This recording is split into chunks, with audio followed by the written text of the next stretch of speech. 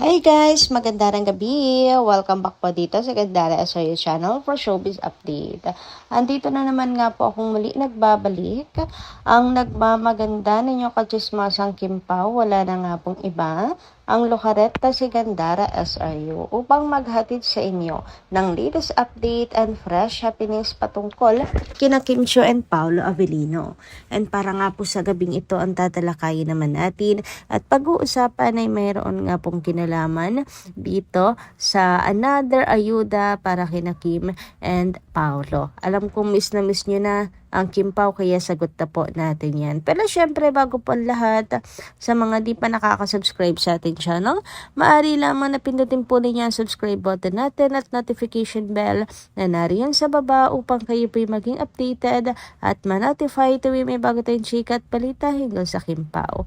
Basta mga balita na may kinalaman kina Kim Chiu and Paolo Avellino, sagot na nga po natin yan. And nais din pala natin magpasalamat po sa ating mga ka-KP na nakasubaybay sa ating pong updates gabi-gabi sa pamamagitan ng pagbabasa ng ilang mga komento.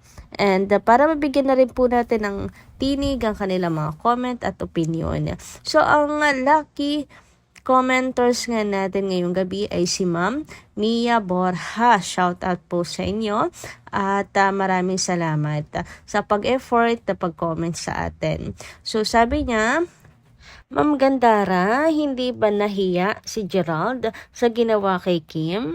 Akala niya sikat siya. Kaya hindi niya alam na sisikat pa si Kim.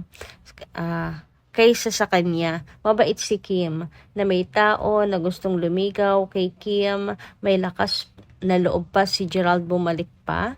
Kung ako kay Kim, huwag siyang pumayag magpartneran dyan. Nandiyan naman si Pao. Kaya Kim, okay na sa amin ang Kim Pao sa movie. Inaabangan namin ang movie ng Kim Pao. Ayaw namin sa iba. Handa naman kami magsuporta sa Kim Pao. Nandito lang kami sa paligid, nakabantay sa vlog araw-araw. Gerald, wag na natin suportahan. Kim Pao lang tayo. Mga fine, solid senior, mabuhay kayo Kim Pao, love always, fines, solid senior goodness. Thank you so much Ma'am Mila Borja, no? So ayan po yung mga chika lang naman tungkol po kay Gerald. Actually naghahanap din ako, baka may mag-isplok pa, na mas reliable source tungkol po dyan. Pero kung totoo ako ay hindi po talaga okay yan sa mga Kim Pao fans. Sa iba nga hindi okay, di mas lalo pa po kay Gerald, di ba?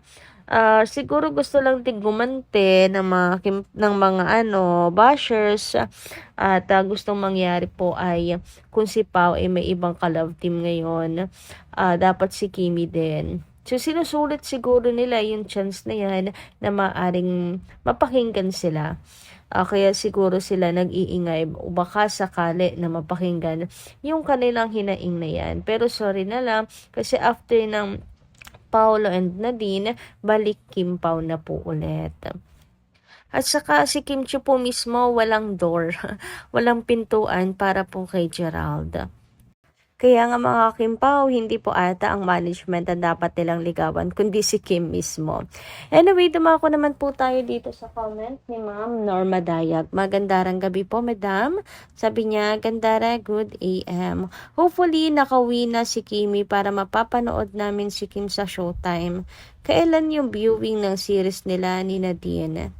Gandara, if that's the case that Paolo has no interest in Kim Paolandia fans, well, this is a democratic country, then we are free to enjoy whatever we wanted to patronize a tandem. We want to support for all their works and projects. For me, I go for Kimi only. If that will be the case, ayan, anyone who can be her leading man, I go for it and support her. God bless KP and all their legit fans, vloggers, friends, seniors, and Aki.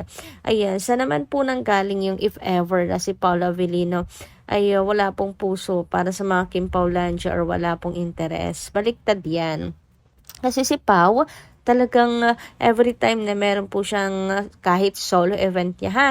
Kahit solo event, pumupunta talaga siya sa mga Kim Pao Lanchas fans na may mga banners tapos nahayaan niya mag-selfie ito with him. Lagi siyang looking forward. Mahal kaya niya ang Kim Pao Lancha, kaya wag kayong nega. Pero kung sakali man nga both ay mag-part ways, ayan, bahala na po kung sino yung mas susuportahan po natin. Sa ngayon, di ko na po muna iniisip yan. Ang iniisip ko po muna ay kung ano nga ba itong magiging next project nila Kim and Paolo. Ano kayang genre nito, no? Samantala, dumako naman tayo dito sa comment ni Ma'am Dea Magiyat. Shoutout po sa inyo at magandarang gabi. Hello Gandara, bakit nakapagtataka? Bakit nakapagtataka ba yun? Yan ay blessing sa kanila Kim. Yan dahil sa mga pangbabash nila kay Kim. At yan din ang patunay sa kanila na talagang magaling ang Kim Pao. Isinasampal lang sa kanila yung katotohanan.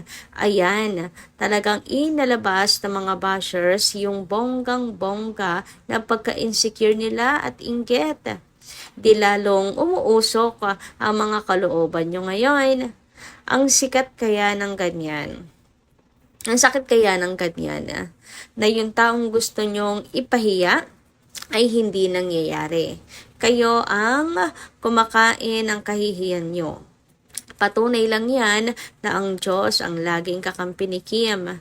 Hindi niya pinapayagan na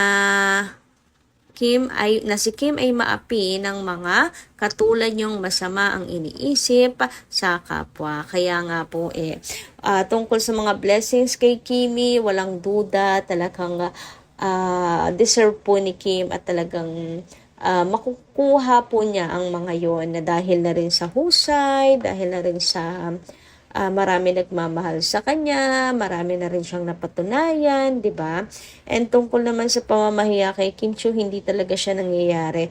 Minsan may nakakalusot pero nangingibabaw pa rin talaga po ang kabutihan at ang katotohanan. Anyway, dumako naman tayo mga ka-Kim Pao dito sa picture ng Kim Pao Heart Paris. Ito po yung AI edited from Carlos Miguel. So natutuwa po akong makita ang picture na para bang nag-enjoy lang po sila sa para bang si Kimi ay hindi po training at hindi po si Paul Avellino taping or shooting ang ipinunta po sa Paris, 'di ba? Parang nagbakasyon talaga sila diyan. 'Di ba? Tingnan niyo naman po ang Kim Pao. Parang nagbike happy biking po dito sa Paris, 'di ba? So natutuwa ako kasi kamakailan ang nakita ko pong nagbabike kaya magjowa na si Nadine at yung kanyang jowa, 'di ba? Ngayon Kim Pao naman. Nakakatuwa lang na parang they are happy lang po na lumalayo po sa katoksikan dito sa Pinas at ine-enjoy lang po na magkasama. Ayan, thank you so much. Ang dami kong sa akin, kumbaga ang dami kong naisip dito sa mga pictures na to na ginawa ni Carlos Miguel. Talagang po siya patid uhaw ng mga Kim Pao fans sa pagkamis po sa kanilang dalawa. Grabe naman kasi yung katahimikan, nakakabingi. Kung mag-post man sila tungkol sa The Alibi, promotional, tweet, ganyan, o kaya po ay mga endorsement. Okay na rin, at least papaano, meron tayong update sa kanilang dalawa. Pero maganda sana yung ganito. Hay nako, kailan kaya mga ka-KP magkakaroon ng ganitong ayuda tayo? Yung papakita nila na, charan!